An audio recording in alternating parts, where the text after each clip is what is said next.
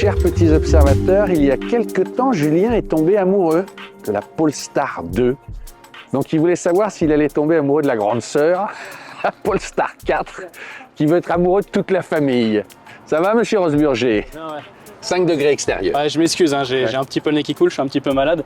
Mais effectivement, ouais, la Polestar 2, c'était un heureux hasard et vraiment, j'ai un coup de cœur. C'était drôle dans les commentaires, il y a plein de petits observateurs qui ne pensaient pas à cette voiture, qui ont découvert que c'est une bonne taille, il y a un haillon, qui en a déjà un petit peu en occasion. Et donc du coup, j'ai voulu essayer la Polestar 4 pour voir à quoi ça ressemble une Polestar vraiment 2025-2026, parce que bah, l'autre c'était une 2019, c'était presque une vieille voiture. Donc voilà, Polestar 4, on l'avait vu au salon de Lyon. Je l'avais d'ailleurs confondu avec la Polestar 5 qui est encore plus grande. Là, j'ai déjà un petit peu roulé, mais c'est vrai que là, je vais rouler pendant 2 semaines avec. Et c'est vraiment une grande voiture. Là, on est à plus de 4,80 m. Et surtout, où elle est très très grande, j'ai déjà un peu roulé avec dans Paris, c'est la largeur. Avec ces rétroviseurs là, on est presque à 2,15 m. Tu sais, ça commence vraiment, même je l'ai garée dans la rue, tu sais, elle dépasse tout le temps des places et tout. Donc ça, il va falloir vraiment que sur les 2 semaines, ça va être un sujet, quoi. Pas, mais quand même, le point saillant, Julien, c'est quand même le fait qu'elle n'ait pas de vitre arrière. J'en reviens pas que ce soit homologué. Il n'y a pas de lunettes arrière. Tout se passe par les caméras. Mais c'est vrai qu'ils n'étaient pas sûrs, parce que tu vois, tu peux quand même mettre une vitre. C'est passé en France, donc c'est homologué. Et ouais, c'est la caméra ici qui fait office de lunettes arrière. Et alors on va vite fait quand même le montrer à l'intérieur. Ouais. Je pensais qu'ils allaient te mettre un écran très grand ou un grand rétroviseur. C'est un rétroviseur standard, hein, comme ce que faisait Toyota avec son RAV4 il y a déjà 7-8 ans, tu vois. Donc, mais voilà, mais je trouve qu'elle a de la gueule à l'arrière. C'est une grosse voiture. Là j'ai une version, j'ai pris la version avec le plus d'autonomie parce que je vais peut-être aller soit en Allemagne, soit en Autriche. Oui, c'est un essai longue durée. C'est un essai longue durée et on fera un retour d'expérience un peu quand on se voit dans 2 semaines. Mais grosse batterie, 100 kWh. 102 même en brut, c'est 94 en utile, et j'ai en chevaux, ça fait 272 chevaux. Donc c'est vraiment déjà, sachant qu'il y a une 4 roues motrices qui est encore plus puissante, mais je trouve que c'est déjà suffisant. Alors normalement, quand les gens vont découvrir cette vidéo, ceux qui suivent POA auront vu qu'on avait essayé la Volvo. Ouais, ça, c'est déjà passé. Voilà, pendant 3 semaines, on est avant Noël, là, on est le 24 décembre, il fait 5 degrés. Moi, ce que je trouve intéressant, c'est que c'est quand même un peu la même famille, et de voir l'avant, l'après de cette Volvo qui a été conçue il y a 10 ans, qui est presque tradie, et de voir comment on passe au monde moderne d'aujourd'hui avec Polestar, influence chinoise et influence, tu vois déjà par rapport à la Polestar 2, la taille de l'écran, ça n'a rien à voir. C'est vraiment beaucoup plus grand. Oui. Ce qui est intéressant, c'est qu'ils sont quand même amusés à mettre un espèce de petit bandeau de LED à l'arrière. Dans la voiture, pour faire croire qu'il y a comme Sachant que... Bien sûr, tu peux changer les couleurs. Ouais, mais regarde les couleurs. C'est par rapport aux planètes. Ah ouais. Donc là, on a le ciel, t'as Mercure, et tu vois, derrière, c'est passé en blanc. T'as Vénus qui est plus dans les tons un peu rosés. La Terre, donc là, c'est bleu. Regarde à l'arrière, on dirait que c'est... c'est totalement con, hein. Mais tu vois, et en gros, il y a la température moyenne, 15 degrés. Un jour, c'est 24 heures. Le diamètre, la gravité. Et t'as tous les trucs. Alors, c'est... Voilà, c'est histoire de... Et là, c'est Mars, tu vois. C'est rouge. Mais c'est vrai que la petite lumière qui est à l'arrière, ça fait la différence psychologiquement, quoi. Mais tu me diras si on est claustro ou pas. Et donc ta seule rétrovision, c'est ça. C'est la rétrocaméra. Moi, je m'attendais. Ouais. Ah bah là, si je fais ça, c'est juste. Ah oui, il te laisse quand même de le mettre en. Bah en fait, tu peux voir les passagers ou les enfants à l'arrière, quoi. Ouais. Mais sinon, tu vois rien. Mais je m'attendais, il est assez standard, tu vois, il est même assez petit. Je m'attendais, vu que le parti pris est tellement fort, qu'il soit peut-être beaucoup plus grand. En fait non, c'est assez normal. Mais quand tu recules, tu as quand même une grande caméra sur l'écran. Oui, alors ça, ce qui est bien, mais encore une fois, c'est une voiture qui est très large. Moi, je passe mon temps à utiliser ces petites caméras qui me permettent de voir où sont mes jantes. Parce que moi, j'ai une rampe de parking qui est pas très large. Et à chaque fois, en fait, je suis en train de passer d'un à l'autre pour essayer de voir. Tu vois, t'as belle Volvo. Ce qui m'a frappé avec la Polestar, on voit bien, il y a encore plein de gens qui connaissent pas cette voiture, c'est pas une marque qui est connue. En revanche, ceux qui en ont une la défendent beaucoup. On a vu dans les commentaires. Et on sont très contents. Ouais. On est encore dans c'est marrant ça, tu vois, du public de fans. C'est-à-dire que les gens, et c'est toujours une phase, c'est normal avec les nouvelles marques où tu as les premiers fans, quoi. Donc on verra si celle-là ça fait autant d'effets, tu vois, assez propriétaire, quoi. Ouais, je suis curieux de voir. Donc la charge est assez rapide. Tu es à 200 kW. C'est du 800 volts. Ah, c'est du 400 volts, c'est une technologie 400 volts, mais tu es à 200 kW. Donc normalement, ça devrait aller. Et c'est pour ça que j'ai pris aussi cette version, parce qu'il m'avait proposé la version 4 roues motrices. Mais là, le but, c'est d'avoir le plus d'autonomie possible. Alors bien qu'elle ait une très grande batterie, finalement, elle a que 600 km d'autonomie. Est-ce que je peux te demander le prix sans être grossier? Là, sur cette version, avec toutes mes options, je suis à 68 000 €. D'accord. Mais moins cher oui, que c'est la beaucoup moins cher Volvo, que la la tienne, hein. T8 que j'ai, Ouais. hybride rechargeable, qui est Bah, c'est un peu presque la... une vieille techno, quoi. Ouais, en mode elle est un peu crossover, tu vois, parce qu'elle a un peu l'arrière, quand même un peu d'une berline, elle est pas aussi haute, tu vois, quand on voit vraiment un SUV à côté. Donc c'est un bon compromis. Et c'est vrai que le gros parti pris de l'arrière, c'est aussi quelque chose d'assez fort, quoi. Je suis curieux de voir. Bon, on se retrouve de toute façon dans 2 semaines. On échange. Ah non, merde.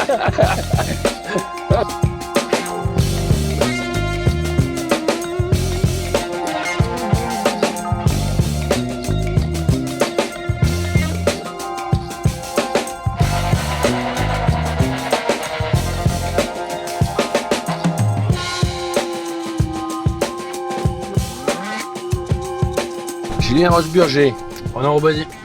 nous sommes 15 jours après présentation de cette Polestar. Tu as fait combien de kilomètres et t'es allé où? J'ai fait 2000 km. Là, le trip affiche 1900. Mais au début, je le mettais à 0 pour un petit peu faire mes tests de conso tant que j'étais en ville. Et je suis allé jusqu'en Autriche. Là, on n'est pas en Autriche, hein, Non, malgré le temps à la Fargo. On est à Crépierre. Ouais. Je tiens bien le volant parce que je suis en propulsion. Il fait 0 degré, il est 0 tombé degré. 30 cm de neige, quoi. Mais c'est une belle conclusion pour la vidéo. Alors là, c'est vraiment un type retour d'expérience. Alors, j'ai pas filmé pendant les 2 semaines pour des raisons aussi personnelles. J'étais un peu malade, on va dire. Et donc, du coup, c'est vraiment en mode retour d'expérience. Mais c'est vrai que j'ai conduit 2000 km avec la Polestar 4. Donc, je la connais bien maintenant, la voiture. Alors moi, j'ai une première question. Est-ce que le fait de ne pas avoir de vitre à l'arrière, qui est quand même ce qu'on voit en premier, c'est gênant ou pas? Pourquoi on s'emmerde à mettre des lunettes arrière? Non, mais tu sais, Ouais. dans les commentaires, ça va se déchaîner. Honnêtement, 90% du temps, quand tu roules, en fait, t'es comme ça, tu vois. Donc, t'as ton rétro qui est ici, t'as celui-là, je peux te le mettre comme ça, hein, on le voit là-bas, Ouais. mais c'est une rétro caméra. Et finalement, dans ton champ de vision, bah, en fait, ça ne te change strictement rien. C'est quand même assez rare sur la route que tu fasses ça, tu vois ce que je veux dire? Ouais. En dehors de quand tu En regardes. manœuvre, ça peut arriver. Ouais. Voilà, à part ça, donc 90% du temps, c'est pas un problème. Par contre, c'est un peu bizarre, c'est-à-dire que ça c'est totalement subjectif, hein. Dites-moi dans les commentaires si des gens qui ont ce genre de rétro-caméra, vous avez le même sentiment. Il y a le RAV4 qui a ça depuis longtemps. Moi, ça me déconnecte un peu de l'extérieur. C'est-à-dire que quand je voyais d'autres voitures derrière, même dans un feu rouge comme ça, c'est presque bizarre. J'ai l'impression que c'est pas la réalité. J'ai l'impression qu'on me passe une vidéo, parce que ça reste un écran de plutôt bonne qualité, mais tu vois un peu le pixel, tu vois. J'ai l'impression qu'on me passe une vidéo YouTube. Là, regarde, on dirait que c'est une vidéo YouTube de la neige, quoi. Donc tu veux dire que tu sens moins le danger, quoi? Ouais, je sens moins le danger. Et ouais, j'ai l'impression que ça... Alors ça apporte le côté cocooning qu'a la voiture avec l'arrière qui n'a pas de lunettes, avec les LED qu'il y a à l'arrière. Par contre, ouais, ça me déconnecte un petit peu encore plus. Et j'ai pensé à toi assez souvent, genre, tu sais, tu disais il y a quelques années, un jour on n'aura plus de pare-brise, Ouais. on conduira avec des écrans. On n'est pas Alors, loin, hein. Bah là, c'est l'arrière, mais finalement, c'est ça, quoi. Je veux dire, là, bah, je conduis, en tout cas, la lunette arrière, c'est un écran. Et ouais, j'ai vraiment ce sentiment où j'ai l'impression que ça me déconnecte un peu. C'est pas grave, mais ça me déconnecte un peu. Le truc sympa, par contre, je sais pas si tu vas réussir à le filmer. Ça, c'est pareil, il faut du temps pour s'en rendre compte, mais je trouve ça assez cool. Si je mets le clignotant, c'est vraiment léger, hein, mais il va un peu bouger sur la gauche, regarde. Tu vois? Il a un peu bougé. Oui, très bien. Je vais le mettre à droite. Tu vois, il bouge à droite. Il t'aide à... Ouais, et ça c'est super bien sur l'autoroute parce que c'est super bien sur l'autoroute parce que ça te permet de voir un petit peu les angles morts. Et ça, je trouve ça vraiment bien. Sachant que les rétros sont très très jolis, les rétroviseurs de côté. Il dégivre pas, là, j'ai l'impression aussi. Ils sont surtout très sales. Je me suis Ouais. tapé tous les dents de la terre, j'ai beau les nettoyer. Mais tu vois, ils finissent un peu en goutte d'eau. Et la partie à droite, c'est un petit peu grand angle. Et j'ai toujours eu quand même pas mal de difficultés à avoir une bonne rétrovision. Je vois pas très bien dans ces rétros, c'est peut-être aussi subjectif, hein. Mais ce qui est drôle aussi avec ces rétroviseurs, alors ici j'ai mis mes réglages. Hop. Rétroviseur, on va faire le droite pour toi. Là, si je le bouge, tu vois, c'est pas le miroir, c'est tout le rétro qui bouge, quoi. Il est vraiment comme sur un petit trépied, tu vois. C'est drôle, tu vois. Donc voilà. Mais c'est vrai que de manière générale, parce qu'on est sur la rétrovision, c'est une voiture qui est grande, qui est trop grande, je trouve, pour l'Europe. Sur autoroute, c'est génial, j'en parlerai après. Mais c'est vrai que sur les petites routes, on est presque à 2,15 m avec les rétros. on est à 2 mètres en largeur sans rétro. C'est beaucoup plus grand par exemple qu'une Tesla Model 3 ou que toutes ses concurrentes, une i4. Et tu le sens. En plus de faire 4,84 m en longueur, ça encore, bon, tu t'y fais. Mais la largeur, elle est vraiment très imposante. Mais du coup, la taille de la voiture, elle m'a un peu gêné. Dès que j'étais un petit peu en ville ou dans un parking, elle est vraiment très large. Ça arrivait assez souvent. Et là, pour le coup, même un petit peu en Autriche / Allemagne, de devoir presque des fois un peu monter sur un trottoir pour laisser de la place, tu vois. Alors moi, j'ai une autre question. Là, on est dans les conditions. Alors maintenant, il fait beau, mais il fait 0, il y a eu beaucoup de neige, il y a du givre, la route est glacée. Est-ce que, alors c'est Polestar ou les voitures électriques, est-ce que tu te sens limité, tu vois, par le climat et les conditions, ou c'est comme une autre voiture? Je dis ça pour les gens qui n'ont pas l'habitude des voitures électriques. Alors oui et non. Donc là, j'ai fait une consommation moyenne de 23 kWh, sachant que c'est du mixte, c'est-à-dire qu'il y a un peu de route à 130. Il y a de la ville à 40 et il y a aussi des petites routes de campagne. C'est assez mixte, sachant qu'en moyenne il a fait entre 0 et 10 degrés maximum, quoi. Donc il a fait assez froid. Je me suis pas senti limité parce qu'elle a une batterie gargantuesque. On est à 100 kWh brut, c'est gigantesque. Par contre, vu qu'il faisait froid, j'ai pas eu l'impression d'avoir une si grosse batterie. J'ai conduit quand même beaucoup de voitures qui ont des batteries, on va dire, de 70 kWh. Et je trouve que 70 kWh, c'est un bon compromis. C'est-à-dire que tu peux vraiment faire de la route, tu peux aller loin, tu te poses pas de questions. Mais je les ai quand même souvent essayés dans des hivers soit doux, au printemps ou à l'été. Là, on a un hiver assez rude. Bah, finalement, cette batterie de 100 kWh, vu que la voiture consomme, j'ai 400 bornes quoi, en faisant du 23 kg. Bah, j'ai l'impression d'avoir une batterie de 70 kWh, tu vois. C'est-à-dire qu'en mixte, en faisant vraiment attention, et j'ai fait de l'éco-conduite, j'ai vraiment fait attention. À la Julien, quoi. Franchement, en mixte, j'arrive pas à 500 km d'autonomie. Sachant que j'ai la single motor, donc j'ai tout qui a été optimisé hein, pour la seul moteur, t'as que les roues propulsion arrière. 272 chevaux. Quand je dis que 272 chevaux, c'est parce que la voiture fait 2 tonnes 3. Donc finalement, c'est comme si tu avais une thermique de 150 chevaux, quoi, tu vois. Ce qui fait que sur autoroute, le plus grand bond que j'ai réussi à faire, c'était maximum hein, 300 km. Mais tablé plus des bonds de 250 km sur l'autoroute, quoi. Et ça, c'est un peu embêtant parce que la voiture consomme beaucoup. Là, le fait d'être à 23 kWh, honnêtement, j'ai vu d'autres essais et tout, ça se voit que j'ai fait attention. Sur les autres sont plutôt à 28. C'est ça. Bah, j'ai eu d'autres amis qui ont essayé des Polestar 4 en même temps, par hasard. Et eux, on s'envoyait des fois des WhatsApp juste pour se dire les consos, les trucs comme ça. T'as le groupe de dingue. Il s'appelle le groupe Polestar 4. Eux, ils avaient la 4 roues motrices. Ouais. En moyenne, eux, sur leur trajet, ils étaient à 28 kWh. Tu vois. Donc voilà. Et en dehors de ça, on s'est envoyé aussi les charges. Alors oui, ça charge rapidement ou pas? Bah, normalement, elle est donnée pour 205 kW. J'ai tout fait au mieux. Alors, on peut pas préconditionner la batterie si on n'a pas l'application. Et Polestar m'a pas donné les accès, j'y peux rien. Par contre, on peut la préconditionner avec Google Maps. Ça, j'utilisais beaucoup. J'essaie d'être bon élève. Des fois, je chargeais, j'étais à 7%. Tu vois, ouais. J'ai osé aller très bas alors qu'on est en hiver et tout. J'ai jamais fait mieux que 123. Au mieux du mieux. Et ce qui est propre, mais qui est loin de la promesse. Ouais, on en revient toujours à la même chose. Et pareil. sur des bornes de combien? Sur des bornes 300, qui étaient 300, c'est ça. Ouais. Et ma moyenne, elle a 90 kW de charge. Ce qui fait que quand je suis rentré, je suis presque rentré d'une traite parce qu'encore une fois, je suis tombé malade. Donc j'ai fait des 8 heures de route. J'étais obligé de m'arrêter, hein, forcément. Je me suis arrêté que 2 fois avec une voiture électrique, donc tu serais pas beaucoup plus arrêté avec une thermique. Par contre, effectivement, le côté une demi-heure, le 20-80, bah moi, je restais des 40-45 minutes, tu vois. Ça, c'est un petit peu où le bas blesse. C'est confortable sur le trajet. C'est une voiture que tu ne choisis pas en étant totalement objectif, comme une Tesla Model 3 qui est bien sous beaucoup de rapports. Là, c'est une voiture qui consomme, qui est pas super puissante, à toute proportion gardée. Par contre, c'est une voiture où tu peux avoir un coup de cœur. Parce qu'un peu comme la Polestar 2, je trouve qu'elle a ce bon rapport entre caractère, entre le confort.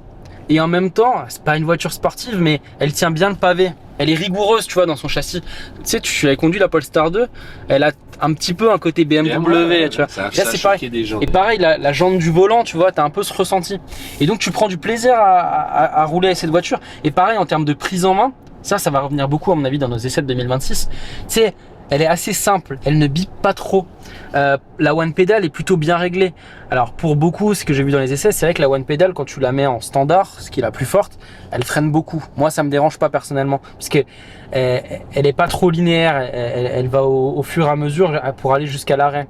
Et pareil, elle bip assez peu, et t'as des raccourcis assez rapides. J'appuie juste une fois ici sur moins ou plus, je peux enlever en un bouton le fait que la limitation de vitesse. Donc ça, tout ça c'est bien fait. Et pareil, là je me suis fait, ça c'est mes raccourcis. Je me suis fait mes raccourcis favoris. Et tu peux les avoir en plus grand. Hop, si tu vas dans raccourcis. Je me suis fait tous mes raccourcis si je veux désactiver des choses rapidement. Et tout est paramétrable. Et l'exécution est bonne, c'est immédiat, ça marche. Ouais, et c'est un peu comme feu Windows mobile, des tuiles. Et ça, franchement, honnêtement, ça marche bien, tu vois. C'est des grosses tuiles. Et t'appuies angle mort, oui, non, tu vois.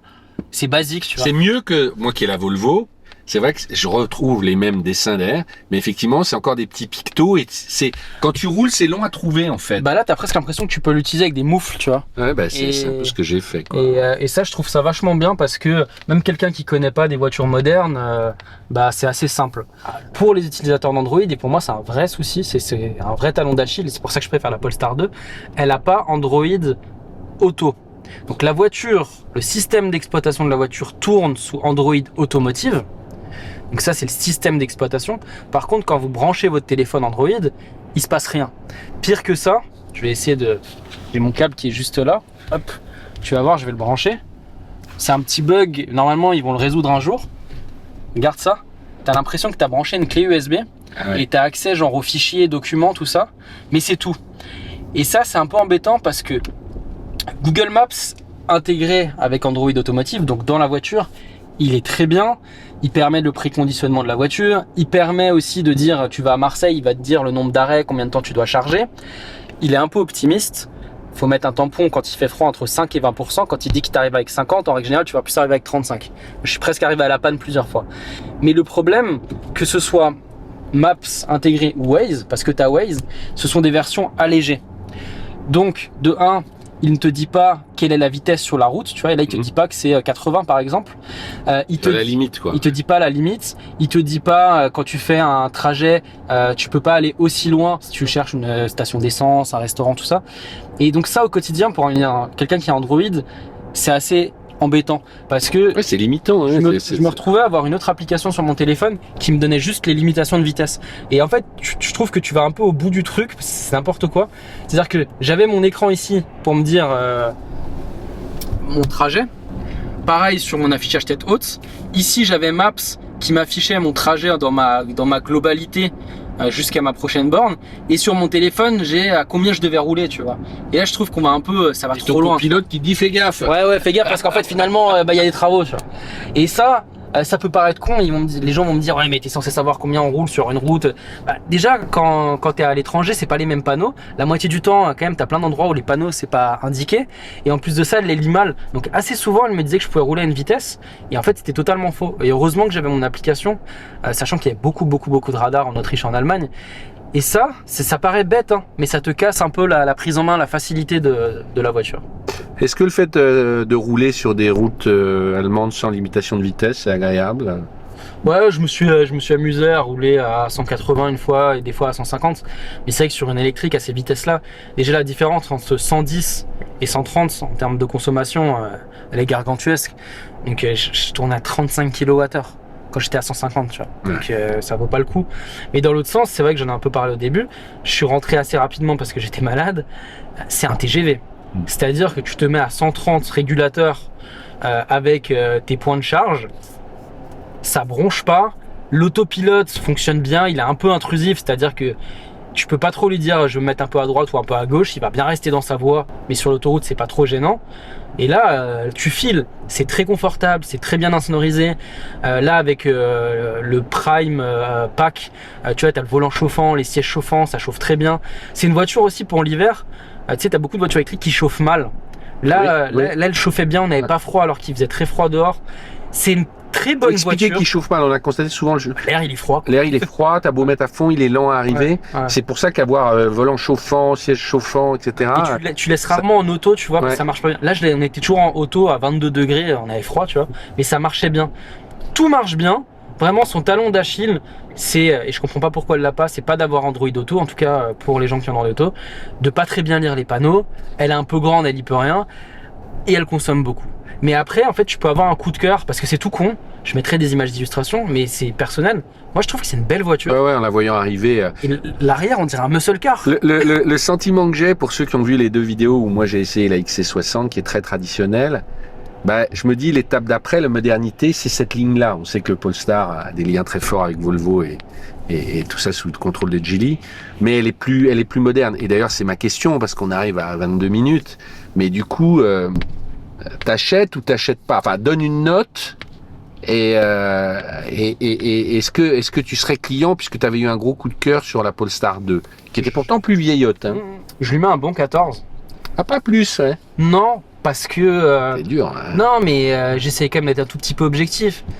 Même en été, de tout ce que j'ai vu, la voiture consomme beaucoup. Mais toutes les voitures du groupe Geely, de ce que j'ai vu et de ce qu'on a déjà pu un peu essayer, même tu vois, avec les Smart, tout ça, Oui. c'est des voitures qui consomment beaucoup. Et sans être écolo jusqu'au bout, enfin, si tu peux faire un peu attention, c'est avec mon truc de la conso. Là, c'était cool, j'avais une carte Polestar. Donc j'ai pas payé les charges, c'est pas nous, POA, qui avons payé les charges. Donc c'est pas grave. Mais quand c'est ta voiture, en dehors de s'arrêter un peu plus, Oui, ça coûte cher. bah, ça coûte cher d'autant charger, tu vois. Donc ça, c'est quand même, faut le prendre en compte, tu vois. Et la taille qu'elle fait, pour moi, pour une voiture européenne, ça devient trop là. Quand tu commences doucement à aller vers les 4,90 et les 2,15 m de large avec des rétros, c'est énorme. Et pareil, elle fait 2 tonnes 3. Donc c'est une voiture, t'aurais aimé qu'elle soit un peu plus réfléchie quand même, tu vois. Et mon truc, c'est que pour une voiture européenne, pour sa simplicité et tout, j'ai toujours le coup de cœur de la Polestar 2. Je trouve que pour une voiture de 4,60 m avec un haillon, avec des batteries qui sont plus dans les 70-80, qui fait en moyenne 200 kg de moins, je trouve que le package est mieux, tu vois. Et surtout, elle est moins chère. Elle est aussi en moyenne entre 15 à 20 000 euros de moins, tu vois. Je trouve qu'elle est suffisante. C'est pour ça que je l'ai mis que 14. Elle est un peu plus chère que des concurrentes premium, hein, tu vois, qu'une i4 ou voilà. Et elle est beaucoup plus chère qu'une Model 3. Donc, il faut avoir un petit coup de cœur. Et autant, je trouve que le coup de cœur de la Polestar 2, il est encore un petit peu objectif. Autant là, tu te fais un kiff, quoi, tu vois. Ouais. Bon, donc tu l'achètes pas. Non, mais par contre, respect, quoi, voilà. Bah, la gamme Polestar, elle est intéressante. Et moi, oui, puis ça va bouger, tout ça. Paraît-il, alors je suis pas très fan des SUV, mais celle qui englobe un peu tout, elle a Android Auto, la charge, paraît-il qu'elle va avoir un peu plus. C'est la Polestar 3, qui est un peu plus type SUV. Il paraît qu'elle est encore plus confortable. Il paraît que c'est vraiment le cumul un peu de tout ça, quoi.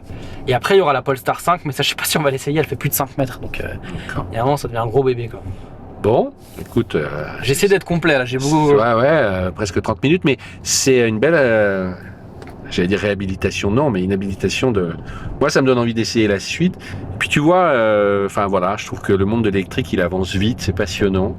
J'ai hâte d'essayer le X3, là, le nouveau... ouais, je sais bien. La New Class. On va essayer le Q3 aussi. Alors, il ne sera pas en électrique, le Q3. Non, il sera hybride. Ouais, il sera hybride. Mais voilà, ceux qui critiquent les yeux fermés, essayez-les quand même, parce que le monde avance, on peut pas... Et je rappelle, pour ceux qui auraient des doutes, tous les mercredis, nous sont des voitures anciennes, et le vendredi, les voitures modernes, sauf exception. Mais voilà, on traite les deux, ça ne s'oppose pas. Merci beaucoup, Monsieur Rosburger. Abonnez-vous à POA, c'est important.